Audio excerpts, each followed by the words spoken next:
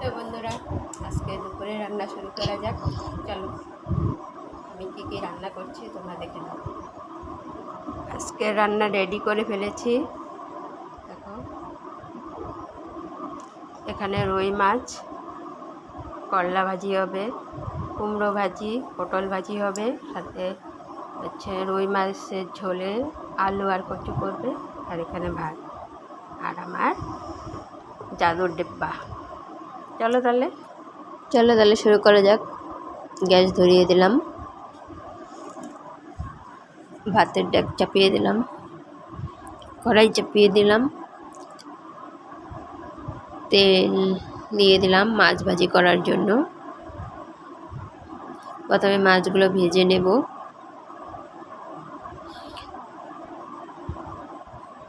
আজকে অনেক দিন পর রুই মাছ খাচ্ছি। আজকে পিসগুলো রান্না করে ফেলছি, পেটিগুলো রেখে দিয়েছি, লাল লাল করে ভেজে নিলাম। এখন করলা ভাজিগুলো চাপিয়ে দেব।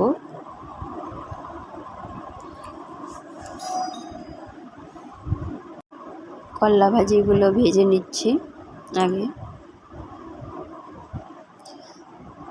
আর গাছে একটা পটল ছিল, সেটাও দিয়ে দিয়েছি।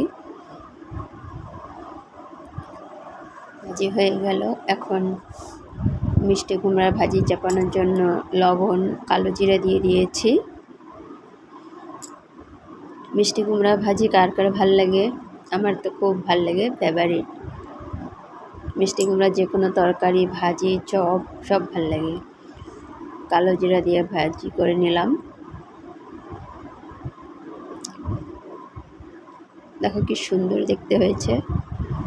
এখন তেলগুলো উঠিয়ে রেখেছিলাম মাছ ভাজি করার পরে, তার উপরে লবণ, জিরা, ফোড়ন দিয়ে দিলাম।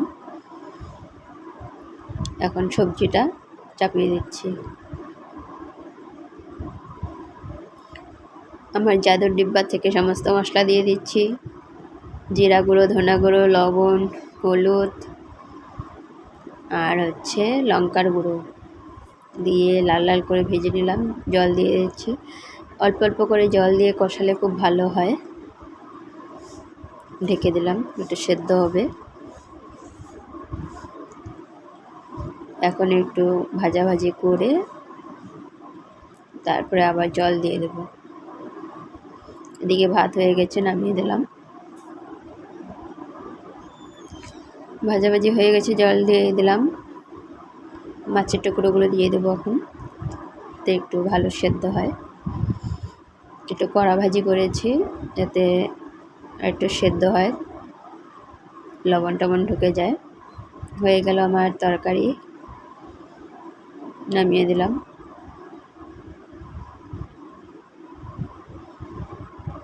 কেমন হয়েছে বলবে। হ্যালো বন্ধুরা, আজকে দুপুরে কী রান্না করলাম দেখে নাও, আর সকলের ইনভাইট রইল। এখানে কুমড়ো ভাজি, তিতা করলা ভাজি, পটল ভাজি, একটা পটল কাছের ছিল সেটা ভাজি করেছি। এখানে আছে রুই মাছ, আলু দিয়ে কচু দিয়ে রান্না হয়েছে, আর এখানে গরম ভাত। চলে আসো তাহলে, বাই বাই, টাটা।